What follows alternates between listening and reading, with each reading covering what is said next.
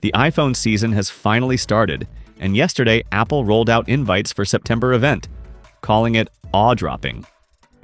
Let's get more into the details of this invite. The invite has an Apple logo with a flare, something like what is seen with thermal imaging cameras.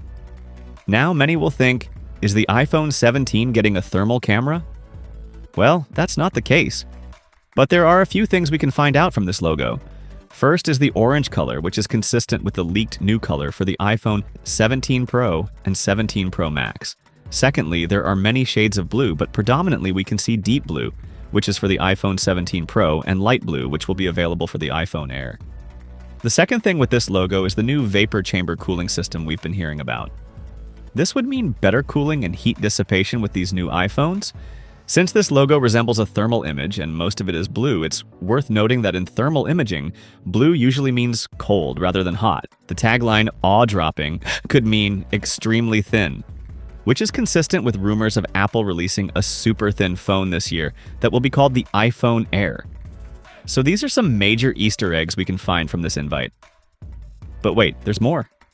Apple has been working lately on non-invasive blood glucose and blood pressure monitoring systems for the Apple Watch.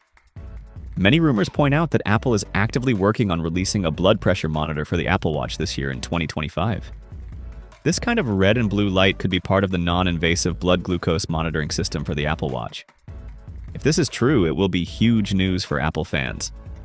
Samsung has been using a blood pressure monitor on their Galaxy Watch for quite some time, but the results are not consistent or accurate, which is why the FDA didn't approve Samsung's blood pressure monitoring system in the US. That's also why Apple didn't introduce such a system for the Apple Watch before. They're surely trying to find a way to accurately get blood pressure monitoring from your wrist with the Apple Watch. While this is an extremely deep analysis, only time will tell if it's true or not.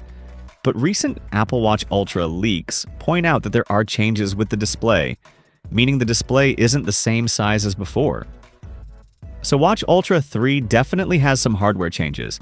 If these changes include a new non-invasive blood glucose monitoring system or blood pressure monitoring system, then I'm surely going for it.